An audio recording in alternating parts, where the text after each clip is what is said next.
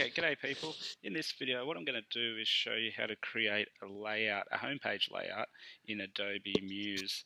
So the first thing we're going to do is we're going to go into our homepage. So if we open that up, and the things I want to include on my homepage, obviously I've got my website's banner and the logo, which we put in on our master page in the last video. But I want to include on the homepage, I want to add a heading, I want to add some paragraph text, we want to add a graphic or an image, and then we're going to create a 6-section grid layout system. Which uses shapes, lines, and we're going to add some icons in there and some text. First thing that we'll do is we're going to create a background color with the shape, which we're going to build our other elements on top of. So what we'll do is we're going to use our guides to help us with our layout, to keep our layouts nice and consistent. So if you put your mouse up in the ruler section and click and hold and drag, you'll notice that a guide comes down. Now we'll bring the guide down to the bottom of the banner, and on mine you'll notice there's some numbers besides the arrow, and it says 100 pixels. So what I want to do is I want to go a further 20 pixels down, all right, and put my guide there. Now, if you go a little bit too far and you find it hard to put in the right spot, just let go of the mouse and use the up or down arrow, or left and right arrow if you're doing one from the side. And you'll notice up here we're at 120 pixels. Why are we using 20 pixels? Because at the start, when we set up our document in our columns, the gutter, or the section between each of our columns, is 20 pixels. So we'll go with 20 pixels between our elements when we want to space them, just for consistency's sake. Alright, so I've got my guide there. Now I want to draw out a box, and I want to make it start at the 0 pixel mark and go all the way to the 960 pixel mark, which is the maximum width of our page that we set. Alright, and you'll notice that it will snap to those lines there, and it'll also tell you in the little yellow box that we're at 960 pixels. Now I'm going to make it nice and big for now. I'm going to just give it a fill of white. And we are going to build all our elements on top of that. Now, before I go any further, we're going to be putting a lot of things on this, so I don't want it to be selectable. So I'm going to actually cut it and create a new layer and put it on there, and then lock the layer so that it's out of the way. So how we can do that is if you select the box and hold Command and press X to cut it, and go into your layers panel. If you can't see it, just choose window and go to layer, create a new layer, and you'll see layer 2 comes up. Now click, hold and drag layer 2 underneath layer 1, which it's not letting me do. Maybe I have to drag layer 1 on top, however it works for you. Now select layer 2 and go to edit, and let's go to paste in place so that our rectangle goes in the same spot. Lock the layer so that it's no longer selectable, and make sure that you select layer 1 again so that we can continue to work on layer 1. Alright, so now that our background's set, we might drag out another guide at 20 pixels from the top of our box there. So we're at 120 pixels. Let's go to 140 pixels, pop it there, and I'm going to create a text box and give a heading for our website, pop a heading in for our website. And I'm just going to type in all capitals,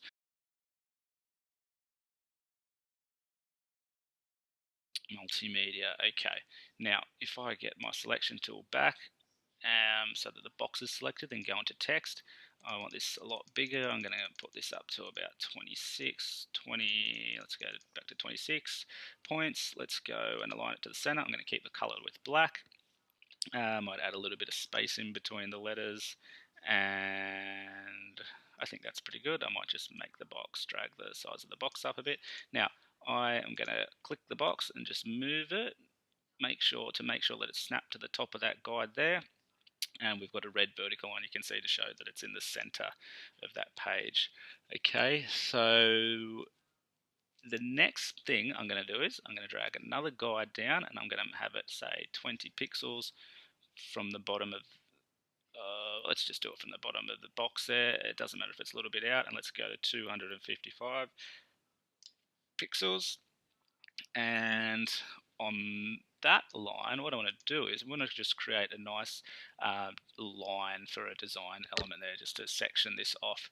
So to create a line in Muse, you'll notice that there's no line tool. So one way to create the line is to use your rectangle tool and drag your rectangle out and just make it as skinny as you can, and you'll see the numbers on the side when the height says 1 pixel, that's what you want, or H, and let that go.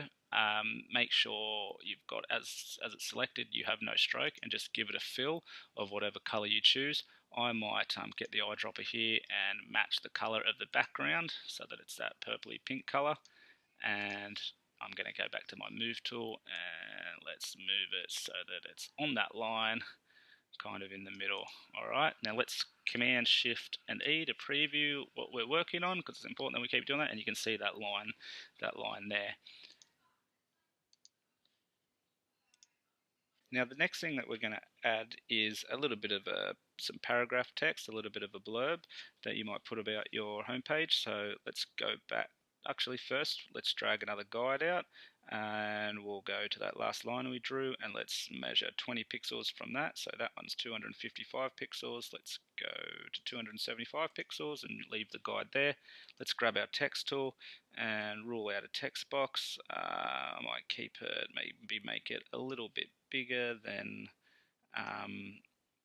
my heading box. And before I put anything in there, I'm just going to position it to make sure that it's directly in the middle, and the guides will come up and show you that.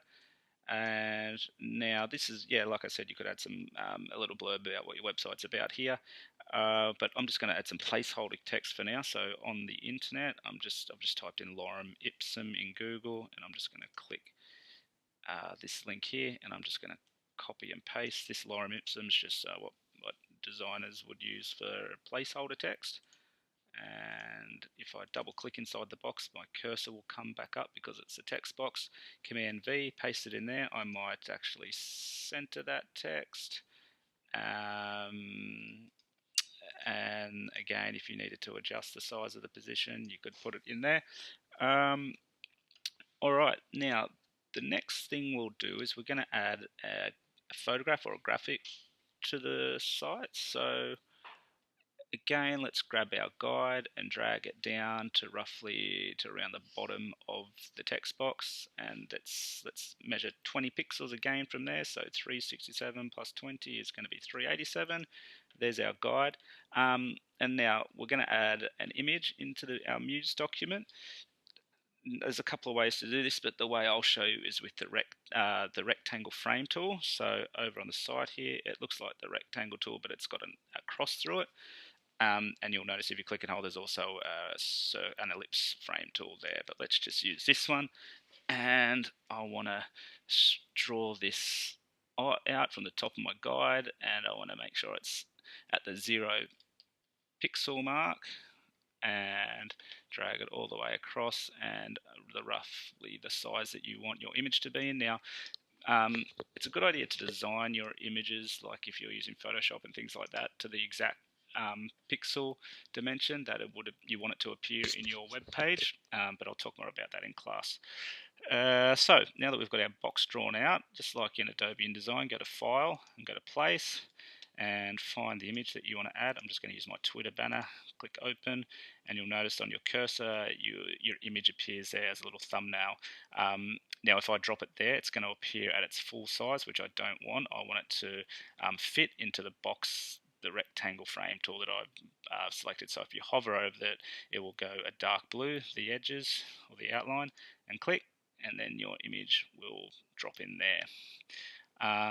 Let's preview the site with Command Shift E to see how we're looking, and there we go, looking pretty good. Now when you're designing, it's really important, I think, just to keep everything within your 960 pixel guideline there, because once you start putting things out of there, I think in Muse things start to go a little bit funny. Okay,